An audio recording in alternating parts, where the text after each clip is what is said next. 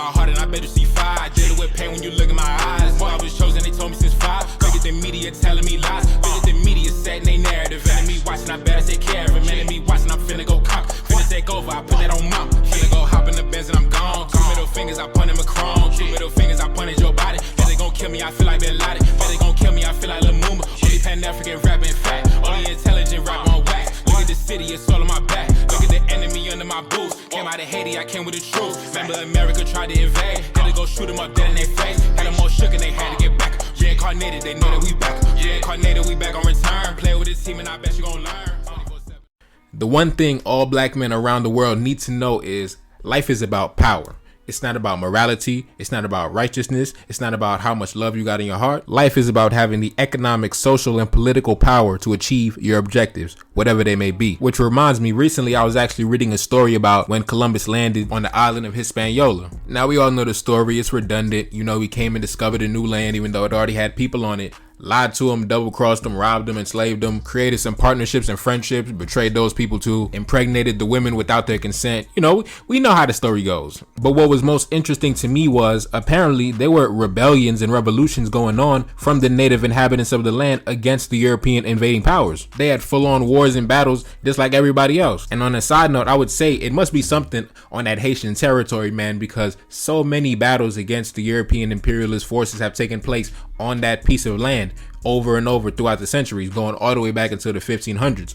But what was most interesting was that there was this rebel leader. I can't really pronounce his name. It was something like Hutue or something like that. You know, pardon me for any native people listening if I butchered his name, right? But anyways, he led an army against the Spanish forces, correct? He ended up getting caught. He ended up getting executed. We know how the story usually ends when you in the line of fire. But what stuck out to me the most was before he was executed, he was being offered to be brought into the salvation of Christ by a European Catholic priest. And one of the questions he asked the priest who was asking for the salvation of his soul was, do Europeans go to heaven, or something along those lines? And of course the priest said, yes, of course we all go to heaven. And then the native general was like, well, I'd rather go to hell. And it was interesting to me from the perspective of the European priest was, even though we know that we're over here robbing, we know we're over here pillaging, we know we're over here finessing, we know we over here lying, we know we over here violating human rights, but we still go to heaven somehow. Maybe it was because of the message of forgiveness that's preached, where at the end of your life, no matter how much you pillaged, no matter how much you robbed and finessed, no matter how many bodies you left in your wake, you can still get forgiveness from the Lord your Savior.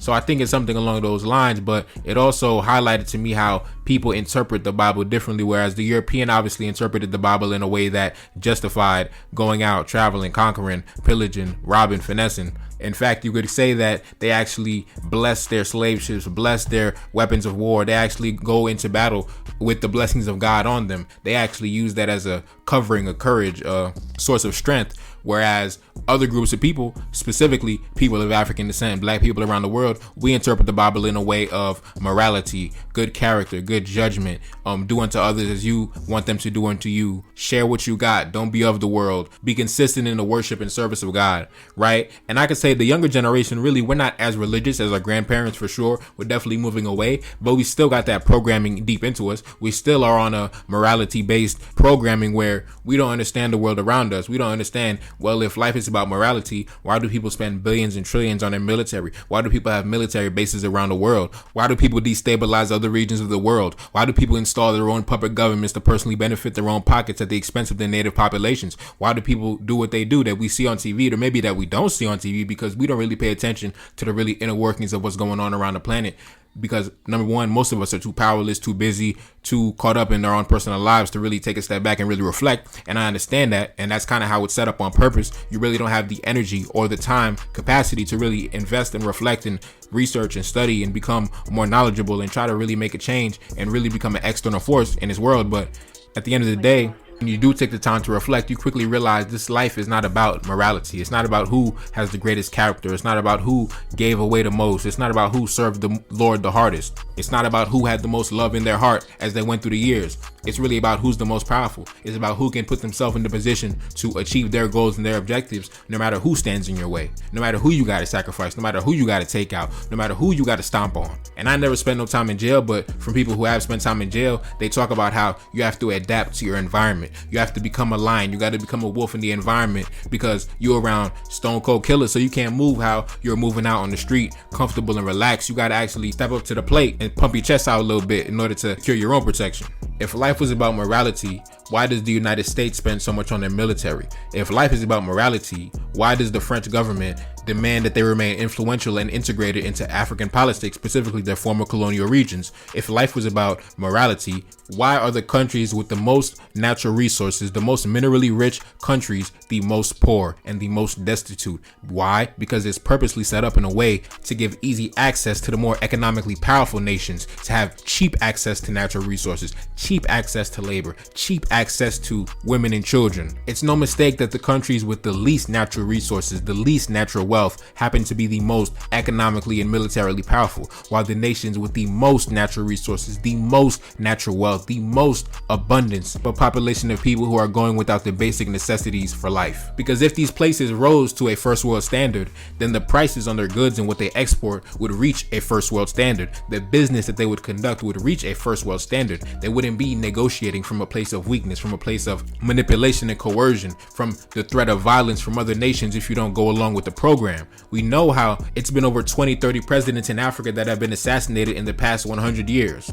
And it seems that the black presidents around the world that quote unquote go along with the program and sell out their people for personal riches and personal glory, they are usually seen prospering, living large and doing it big. And the ones that really ride for the people, the ones that really have consciousness and love in their heart for the people, they die early. They die poor. Their kids die with nothing. Their children and family gets prosecuted and persecuted and possessions get confiscated.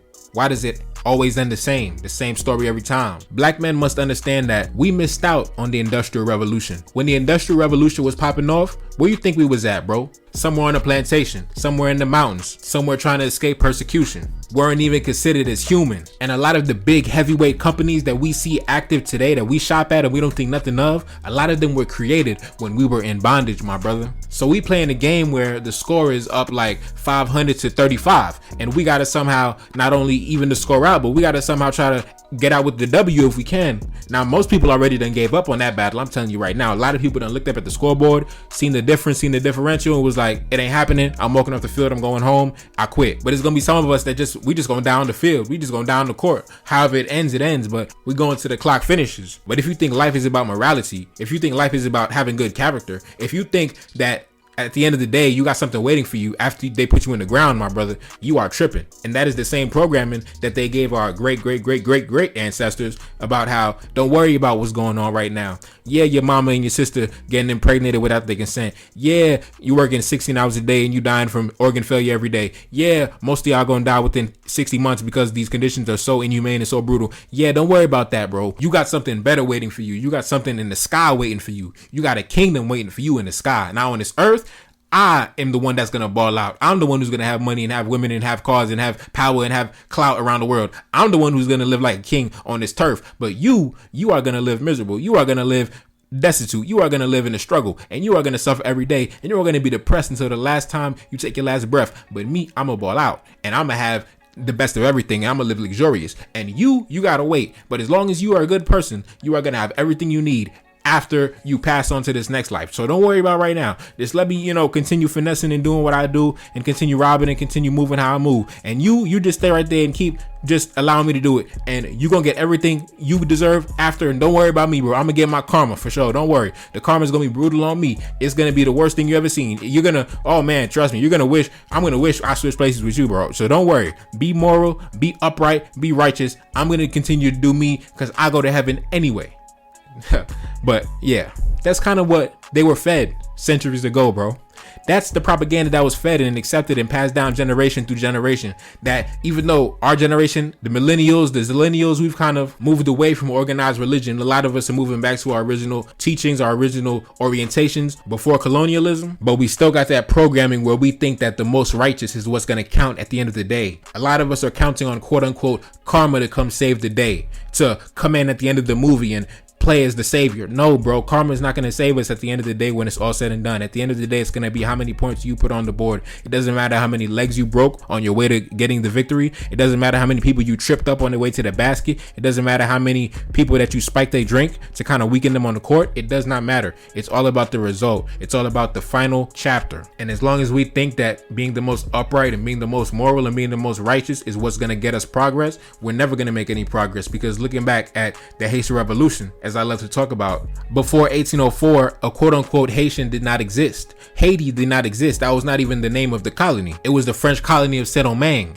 But for the identity of Haitians to be born, it was through revolution. And we lost over 200,000 ancestors from the 400,000 ancestors that came into that battle. We started it out in 1791 with a population of over 450,000 Africans, and 200 lost their lives, and over 100,000 Europeans perished as well. But at the end of the day, it's about the result. The result was an independent nation. The result was sovereignty, dignity restored, humanity restored. You are no longer equivalent to a cow or a pig or a chicken on a farm. You are now a human being once again, restored with your dignity as a man. But in order to achieve that, the ancestors had to live in the woods. They had to live on the ground. They had to have their children and their wives living underground. They had to go hide in the mountains. They had to go burn down whole cities. They had to watch their own people get thrown into the Caribbean Sea.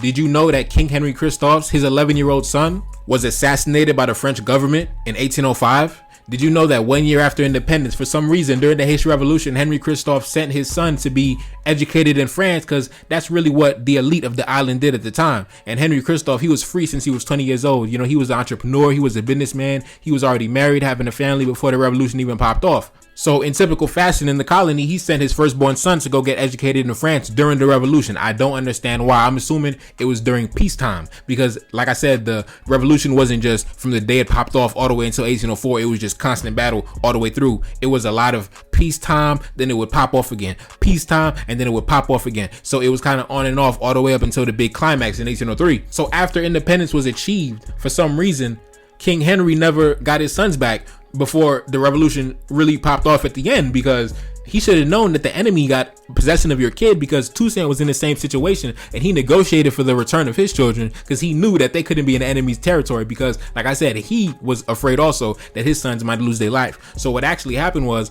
they speculate that King Henry Christophe's son at 11 years old was poisoned. He might have been starved. He might have just been outright just life taken, you know what I mean? Because he was only 11 years old. He was taken out of school. They found his body at some children's orphanage, something like that. I guess he was refused medical care. It was just, you know, the enemy really did what they did. But like I said, that was the mode of operations for the French. It was an extermination campaign when they said that we really just need to get rid of these Africans on the island altogether, because they felt like it was a bad batch. If we just wipe them all out and we just import a new batch and we get it restarted, we'll get slavery back popping again. That was really the objective. That was really the plan that Napoleon set out. And you have to understand, Napoleon, when we grow up and we are in school, who are we taught about Napoleon? We got taught that Napoleon is the greatest military commander to ever live, one of the greatest politicians to ever exist. This is what they glorify. This is the man that they glorify. This is the same man that set out an extermination campaign against our people, especially my people. Imagine being a young Haitian, right? The guy who really wanted to wipe your people off the face of the earth. You got the teacher sitting in front of you telling you that this is one of the greatest men to ever live, right? So think about that when you think about, is life really about morality? Is life really about who is the most righteous? Because at the end of the day, when we look at who gets the most glory, when we look about who gets the most love and really who gets the most admiration and praise, is it really the most righteous? Or do we see that the most righteous are usually the most in poverty, the most struggling, the most not knowing how they're going to get through the next day, the next week, the next month? And usually the ones that really aren't too worried about that righteousness wave, they kind of building their kingdom on this earth. They women, they children, they cousins, they uncles, they family members, their bloodline, powerful through the generations, powerful through the ages, name ringing bells, name respected on every turf they move. So you have to understand, I'm not saying that you have to be down and dirty like the enemy. I'm not saying you got to really be underhanded and sneaky. You should have integrity, especially with your brothers, especially with your people, especially with your bloodline, your culture, for sure. You got to have that uprightness. You got to have a spine about yourself. But when it comes to outsiders, bro, all that morality talk, man, turn that off. Don't come around me talking about morality when we talking about outsiders. We talking about people that have really committed acts of terror against us that we haven't even been able to avenge. You have our ancestors calling us every day, at least me anyway, calling our spirits every day, calling out for revenge, calling out for vengeance, calling out to redeem their dignity. And maybe y'all don't hear it, but I hear it. And that's when I realized life is not about morality, bro. It's really not. So when you sitting back thinking about how they advance in life and what we need to do as black men, as black people around the world, because we're all in a similar situation due to the past 4 or 5 centuries of what we call enslavement and colonialism, which has pretty much built the modern world off our backs. And the system is still set up today because our countries remain poor. Our countries remain destabilized. Our countries have puppet governments that feed into the more powerful governments to give away natural resources at a cheap rate, to give access to land, to give access to mining companies, to give access to markets to sell to export items from their companies so they can get richer off of you. You'll quickly realize this world is not about morality at all. It's really about who has the power economically, socially, politically to achieve their objectives, whatever they may be. Because when the United States invaded and occupied Haiti in 1915, you know why they did it, bro?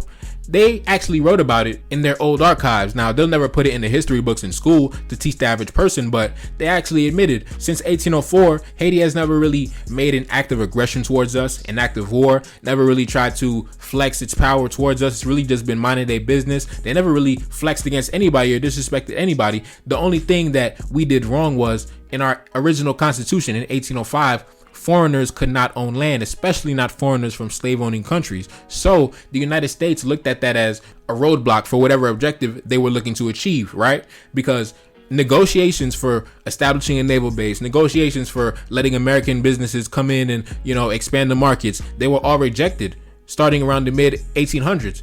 The negotiations always ended with Haitians walking away from the table and rejecting whatever offer that the Americans put on the table. It was not until 1915 that basically the Americans just said, you know what? F all that negotiation. So we coming in with the shooters, we coming in with the strap, and we going into the central bank, we robbing it, we putting in our own president, we got the warships at the dock, we ready to go. And then when Haitians actually rose up in rebellion towards an invasion force, then we were actually assaulted. We were actually bombed. We were actually attacked. We were actually thrown in concentration camps. We were actually put in prison for manual labor, working for free, basically back on a plantation again. And that's how a lot of infrastructure got built. They say we built infrastructure. We came to provide stability, but they did it through prison labor. They did it through slave labor. And the people got thrown in prison for nonsense. For example, if you didn't want to give up your gun, you didn't want to give up your national flag, that could get you in prison. If you actually rebelled against the U.S. Marine, and you actually had a shootout or ran up on a U.S. Marine ready to attack, that would get you thrown in prison. Basically, if you were defending your ancestral territory, the land that your ancestors died from, because you have to understand in 1915, the war between America and Haiti from 1915 to 1919, led by Charlemagne Barrault, those were literally the grandchildren of the Haitian Revolution. So no, they were not going to let you come in. You are foreigners. Not only are you foreigners, you're not even African foreigners. You are the actual embodiment of the enemy. You come from a nation that actually represents everything that we fought against, that actually everything that we detest. So not only are you a foreigner, you're the worst type of foreigner. So not only are we going to fight you to maintain what we have, we're going to fight you till the death. So yes, so when Haitians did that, this was met with bombs, this was met with snipers from airplanes, this was met with women and children being attacked in the middle of the street because the U.S. Marines couldn't really tell the average person from a rebel force because it was like guerrilla tactics. We might pop out in the middle of the street, we might pop out in the middle of the woods, so they didn't really know who to defend themselves from. So a lot of innocent people just got blown away for no reason because they were unfamiliar with the territory, they were unfamiliar with the tactics used, and they were just quite frankly frightened. So honestly, if you're a student of history, you would know that morality has nothing to do with anything that we see going on around us. It has nothing to do with anything that we think we're in control of.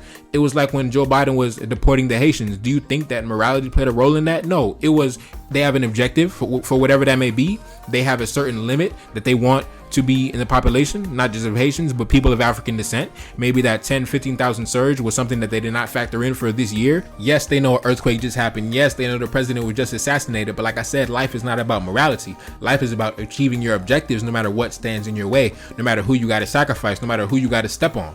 And once you understand that, you take things less personally, because I think that we as black people get so offended by certain things that we see happening in the world because we really think that life is about morality. We really think that people are really supposed to move righteous towards us. And even though that we can look through the history books and see otherwise, we can see that morality has nothing to do with this movie that we playing in. So really, once you understand that, you take things less personally and you actually move with intelligence, less emotion, more tactic, more strategy, more ruthlessness, more heartlessness, more callousness, more coldness. Because listen, it's wintertime, bro. We in the coldest planet that ever existed. I promise you that. The amount of hate, the amount of deception, the amount of deceit that exists on this planet is really something that would really depress you if you didn't have a good support system around you. You didn't really have good people around you, a good family around you that really loves you to really equip you to go into this battle we call life. I'm not saying you got to be evil or match the energy of the enemy, but there's actually a proverb in voodoo that actually says if an assassin takes somebody's life, then that assassin has to lose his life within the next 24 hours. And a lot of our original ancestral teachings come with that energy, come with those phrases, come with those mantras and slogans. And if we grew up on that type of energy, I don't think we would be as delusional as we are as a people when it comes to our image or our perception of righteousness and morality and the role it plays in the world. I think we would be way more realistic if we actually knew who we were and really moved in the spirit of who we are. And I just wanted to get that off my chest, man. It's your boy Neferkari Desaline back in the building, yes indeed. And life is not about morality. Life is about power. And I hope y'all rock with me. Hope y'all don't misinterpret anything I'm saying, because it's all facts, non-fiction. So, peace.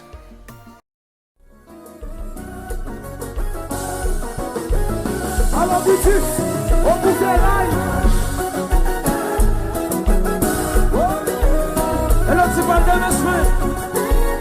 Vem com